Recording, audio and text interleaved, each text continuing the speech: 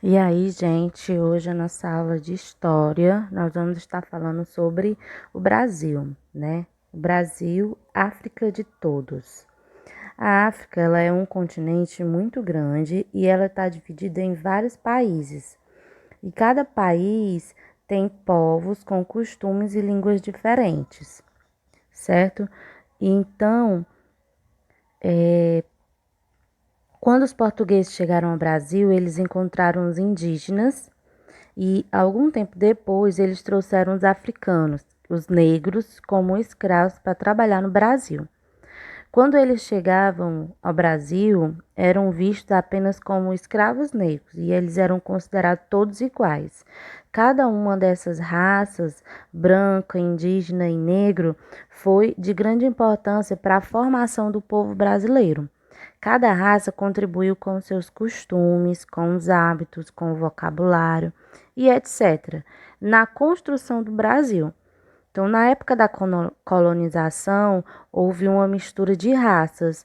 Muitos brancos tiveram filhos com os indígenas e os negros tiveram filhos com muitos indígenas. Eles se casaram, os índios casaram-se com os negros.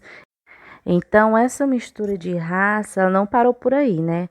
Veio para o Brasil também, vieram os alemães, os italianos, os espanhóis, japoneses, árabes, judeus, holandeses e outros. Então, pode-se dizer que o Brasil, né, o povo brasileiro é uma mistura de culturas diferentes, de povos diferentes e necessidades diferentes. No livro de vocês tem um texto que o título é Gente que mora dentro da gente. E essa frase, gente que mora dentro da gente, ela quer dizer que nós somos uma mistura de raças e de parentes, né? E esse texto também, ele vai de falar sobre três raças que deram origem ao povo brasileiro, que foi os indígenas, a negra e o branco.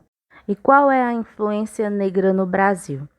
A coroa portuguesa queria ocupar as terras da colônia e o plano foi transformar o Brasil num importante produtor de açúcar. Por isso, era um produto, né, porque esse era um produto de bom preço na Europa. Os portugueses que se interessassem em produzir açúcar no Brasil, eles recebiam terras para construir as fazendas. Assim, os engenhos de açúcar eles se multiplicavam logo. Com a falta de mão de obra para a agrícola da cana-de-açúcar, os portugueses eles decidiram trazer os negros africanos para trabalhar como escravo no Brasil. Aí o que esses negros faziam, né? Eles trabalhavam na agricultura da cana-de-açúcar e na mineração. Os navios negreiros, eles eram os transportes dos negros, de onde os negros vinham para trabalhar no Brasil. E eles ficavam na senzala. A senzala é o lugar onde os negros moravam, né? O feitor era o responsável pelos escravos. É como se fosse o chefe deles lá, né? O senhor do engenho, ele era o dono do engenho. E a casa grande era onde o senhor do engenho morava, era onde o patrão morava, né? Aí a cultura brasileira, gente, ela é recheada de marcas africanas. Nas danças e nas festas religiosas tem o maracatu, tem a congada, a capoeira, o frevo, o samba e o fandango. Todas essas são danças africanas. No vocabulário, nós temos o moleque, o cachimbo e outros que você vai ver no seu livro. Também tem instrumentos musicais, que tem o agogô, o berimbau, né? Tem o pandeiro. Na alimentação tem o mocotó, né? O vestuário deles tem os colares, os lenços, pulseiras e vários outros exemplos que você vai ver no seu livro. Tudo isso, gente, foram coisas herdadas de outras culturas, de outros lugares. Por exemplo, a feijoada, que é um prato muito conhecido aqui, né? Ela surgiu. Como ela surgiu? Os negros, eles recebiam da casa grande restos de porco, como a orelha, os pés, que os senhores dos engenhos não utilizavam na alimentação deles. Aí eles misturavam com o feijão, daí surgiu a feijoada. Aí, gente, quando os negros vieram para o Brasil, muitos deles vieram com os filhos e também os filhos sofreram escravidão. Daí onde veio a exploração infantil, quando as crianças, mesmo as muito pequenas, elas eram afastadas dos pais e começavam a trabalhar. Elas não podiam brincar, elas eram discriminadas e viviam numa realidade muito dura, muito difícil, né? E no seu livro você vai ver aí o relato de duas crianças que precisavam trabalhar. Tem o João de 11 anos e a Lia de 9 anos. E nós sabemos, gente, que o trabalho infantil ele é ilegal. Durante a escravidão, as crianças negras escravizadas, elas faziam seguir os trabalhos, né? E quais trabalhos era esse? Os meninos, eles guiavam os cegos, levavam lixo para a rua, levavam recado, amolava as facas, buscava lata de água, cuidava dos cavalos.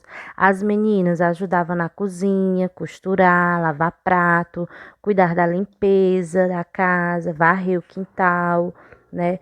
E descascar as verduras. Um jornal, a Folha de São Paulo, ela fez uma reportagem sobre quando ela fala que o número de crianças extremamente pobres que trabalhavam caiu, né? Voltou a cair. E esse jornal ele foi escrito em 2015.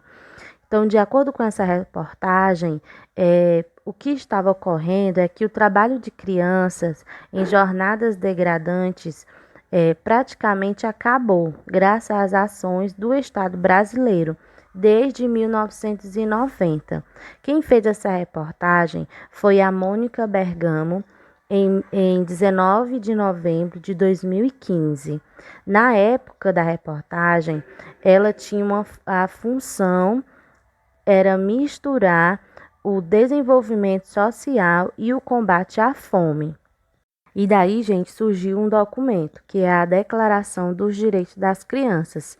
É um documento em que se reconhece muitos direitos e necessidades das crianças. E ele diz que toda criança tem o direito à educação, à moradia, ao lazer e aos serviços médicos. Pois é, gente, essa é a nossa aula, certo? No livro de vocês, nos textos, tem muito mais informação. Leiam com atenção, façam a atividade e manda a foto para mim com a letra bem bonita, tá certo? Um beijo e até a próxima aula. Tchau, meu povo!